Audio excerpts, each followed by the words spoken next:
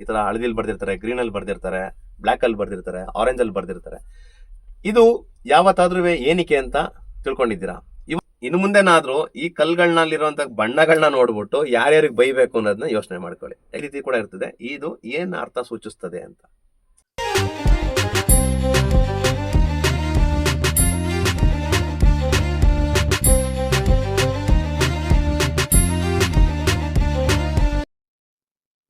ನಾವು ಎಷ್ಟೋ national ಹೈವೇಸ್ಗಳಾಗಿರ್ಬೋದು, States ರೋಡ್ಗಳಾಗಿರ್ಬೋದು, ಬೇರೆ ಅದರ್ಸ್ ರೋಡ್ಗಳಾಗಿರ್ಬೋದು, ಎಲ್ಲ ಕಡೆ ವೆಹಿಕಲ್ ನ ಡ್ರೈವ್ ಮಾಡಿರ್ತೀವಿ.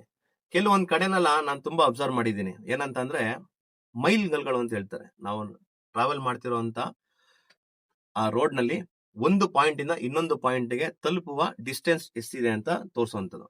ಸೊ ಇದನ್ನ ತುಂಬಾ ಕಲರ್ ಗಳಲ್ಲಿ ಬರ್ದಿರ್ತಾರೆ ಅಲ್ವಾ? ಈ ತರ ಹಳದಿಲ್ ಬರ್ದಿರ್ತಾರೆ, ಗ್ರೀನ್ ಅಲ್ಲಿ ಬರ್ದಿರ್ತಾರೆ, ಬ್ಲಾಕ್ ಅಲ್ಲಿ ಬರ್ದಿರ್ತಾರೆ, ಆರೆಂಜ್ ಅಲ್ಲಿ ಬರ್ದಿರ್ತಾರೆ. ಇದು ಯಾವತ್ತಾದ್ರೂ ಏನಕ್ಕೆ ಅಂತ ತಿಳ್ಕೊಂಡಿದ್ದೀರಾ? ಇವತ್ತು ಎಲ್ಲಾರ ಕೈಲೂ ಮೊಬೈಲ್ ಇದೆ, ಆಂಡ್ರಾಯ್ಡ್ ಮೊಬೈಲ್ಸ್ ಇದೆ, ಗೂಗಲ್ ಇದೆ, ಸರ್ಚ್ ಮಾಡಿರ್ತಾರಣ, ಇಲ್ಲ ಅಂತ ಹೇಳೋದಿಲ್ಲ. ಆದ್ರೂ ಇದನ್ನ ತಿಳ್ಕೊಳ್ದಾರಂತ ಯಾರು ಇದ್ರೆ ಇವತ್ತು ಈ ವಿಡಿಯೋನಲ್ಲಿ ನಿಮ್ಗೆ ಇದರ ಅರ್ಥ ಏನು ಅಂತ ಸೂಚಿಸ್ತೀನಿ. ನಾವು ಟ್ರಾವೆಲ್ ಮಾಡ್ಕೊಂಡು ಹೋಗ್ತಿರೋಂತ ಹೈವೇನಲ್ಲಿ ಈ ರೀತಿ ಹಳದಿ ಬಣ್ಣದಲ್ಲಿ ಇತ್ತು ಅಂತಂದ್ರೆ ಇದು ನ್ಯಾಷನಲ್ ಹೈವೇ ಅಥಾರಿಟಿ ಅವರ ಕಂಟ್ರೋಲ್ ನಲ್ಲಿ ಇದೆ ಈ ರಸ್ತೆ ಅಂತೇಳಿ ಇದರ ಅರ್ಥ. ಇದೇ ನಾವು ಗ್ರೀನ್ ಬಾರ್ಡರ್ ಇತ್ತು ಕಲ್ನಲ್ಲಿ ಅಂತಂದ್ರೆ ಇದರ ಅರ್ಥ ಈ ರಸ್ತೆ ಬಂದು ಸ್ಟೇಟ್ ಹೈವೇನವರು ಕಂಟ್ರೋಲ್ ಮಾಡ್ತಾ ಇದ್ದಾರೆ ಅಂತ ಇದರ ಒಂದು ಅರ್ಥ. ಇವಾಗ ನೀವು ಯಾವುದೇ ಒಂದು ರಸ್ತೆನಲ್ಲಿ ಸಣ್ಣದಾದ ಕಿರಿದಾದ ರಸ್ತೆನಲ್ಲಿ ನೀವು ಟ್ರಾವೆಲ್ ಮಾಡ್ತಾ ಇದ್ದೀರಾ ಅಂತಂದ್ರೆ ಅದರಲ್ಲಿ ಬ್ಲಾಕ್ ಕಲರ್ ಇತ್ತು ಅಂತಂದ್ರೆ ಅದನ್ನ ಬಂದು ಆ ಡಿಸ್ಟಿಕ್ ನವರು ಕಂಟ್ರೋಲ್ ಮಾಡ್ತಾ ಇದ್ದಾರೆ, ಅವರ ಅಂಡರ್ ಅಲ್ಲಿ ಇದೆ ಈ ಒಂದು ರಸ್ತೆ ಅಂತ ಅರ್ಥ.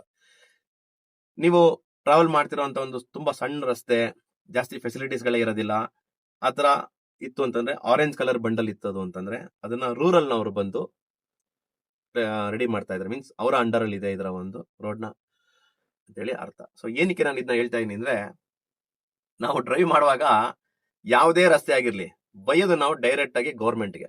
ಏನಂತ? ಥೋ ಅವ್ನ್ ಸರಿ ಇಲ್ಲ, ಥೋ ಇವನ್ ಸರಿ ಇಲ್ಲ ಅಂತ.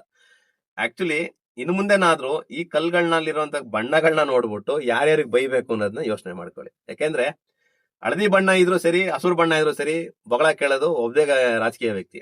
ಕಪ್ಪು ಬಣ್ಣ ಇದ್ರು ಸರಿ, ಆರೆಂಜ್ ಬಣ್ಣ ಇದ್ರು ಸರಿ, ಬೊಗಳ ಕೇಳೋದು ಒಬ್ಬನೇ ರಾಜಕೀಯ ವ್ಯಕ್ತಿ. ಸೊ ಹಾಗಾಗಿ ಇನ್ನು ಮುಂದೆ ರಸ್ತೆನ ಟ್ರಾವೆಲ್ ಮಾಡ್ಬೇಕಾದ್ರೆ ಹಳದಿ ಬಣ್ಣ ಇತ್ತು ಅಂತಂದ್ರೆ ಯಾವ ಅಥಾರಿಟಿಗೆ ಬೈಬೇಕು, ಹಸುರು ಬಣ್ಣ ಇತ್ತು ಅಂತಂದ್ರೆ ಯಾವ ಅಥಾರಿಟಿಗೆ ಬೈಬೇಕು, ಕಪ್ಪು ಬಣ್ಣ ಇತ್ತು ಅಂದ್ರೆ ಯಾವ ಅಥಾರಿಟಿಗೆ ಬೈಬೇಕು, ಆರೆಂಜ್ ಬಣ್ಣ ಇತ್ತು ಅಂದ್ರೆ ಯಾವ ಅಥಾರಿಟಿಗೆ ಬೈಬೇಕು ಅಂತ ತೀರ್ಮಾನ ಮಾಡ್ಕೊಂಡು ಬೈರಿ. ಸೊ ಇದಲ್ದೆ ನಾವು ಒಂದು ವೆಹಿಕಲ್ ನ ಡ್ರೈವ್ ಮಾಡುವಾಗ ನಾವು ಯಾವ ರಸ್ತೆನಲ್ಲಿ ಮೀನ್ಸ್ ಯಾವ ಹೈವೇ ಇದು ಅನ್ನೋಂಥದ್ದು ಸೂಚನೆಗಳನ್ನ ಕೂಡ ಕೊಟ್ಟಿರ್ತಾರೆ. ಈ ತರ ಇದ್ರೆ ಹಳದಿ ಬಣ್ಣದಲ್ಲಿ ಇದು ನ್ಯಾಷನಲ್ ಹೈವೇ 45 ಇಲ್ಲ ನ್ಯಾಷನಲ್ ಹೈವೇ 42 ಆ ತರ ಯಾವ್ದು ಬೇಕಾದ್ರೆ ಇರ್ಬೋದು. ಒಂದು ಎಕ್ಸಾಂಪಲ್ ಬರ್ದಿರೋದು 45 ಅಂತ. ಈ ತರ ಚಿಹ್ನೆ ನೀವು ನೋಡಿದಾಗ ಈ ರಸ್ತೆ ಬಂದು ನ್ಯಾಷನಲ್ ಹೈವೇ 45 ಅಂತ. ಈ ರೀತಿನೂ ಕೂಡ ಇರ್ತದೆ. ಕ್ವಶನ್ ಆಗೇ ಇಟ್ಕೊಂಡಿರಿ, ಈ ರೀತಿ ಕೂಡ ಇರ್ತದೆ. ಇದು ಏನ್ ಅರ್ಥ ಸೂಚಿಸ್ತದೆ ಅಂತ. ಇದು ಬಂದು ಏನ್ ಅರ್ಥ ಸೂಚಿಸ್ತದೆ ಅಂತಂದ್ರೆ AH ಅಂತಂದ್ರೆ ಏಷ್ಯನ್ ನ್ಯಾಷನಲ್ ಹೈವೇ ಅಂತ. ಈ ರಸ್ತೆ ನಾವೇನ್ ಟ್ರಾವೆಲ್ ಮಾಡ್ತಾ ಇದೀವಿ, ಈ ರೀತಿ ಚಿಹ್ನೆಗಳು ಇತ್ತು ಕಂಟಿನ್ಯೂ ಆಗಿ ಅಂತಂದ್ರೆ ಈ ರಸ್ತೆ ನಮ್ಮ ಇಂಡಿಯಾ ಬಿಟ್ಟು ಹೊರ ಕಂಟ್ರಿಗೂ ಕೂಡ ಸಂಪರ್ಕ ಮಾಡ್ತದೆ ಅನ್ನೋಂತ ಅರ್ಥ. AH45 ಅಂದ್ರೆ ಏಷ್ಯನ್ ನ್ಯಾಷನಲ್ ಹೈವೇ ಅಂತ ಹೇಳಿ, ಏಷ್ಯನ್ ಹೈವೇ ಅಂತ ಹೇಳಿ ಇದರ ಒಂದು ಅರ್ಥ. ಈ ರಸ್ತೆ ಬಂದು ನಮ್ಮ ಇಂಡಿಯಾ ಬಿಟ್ಟು ಹೊರ ಕಂಟ್ರಿಗೂ ಕೂಡ ಸಂಪರ್ಕ ಮಾಡ್ತದೆ ಅಂತ ಇದರ ಒಂದು ಅರ್ಥ.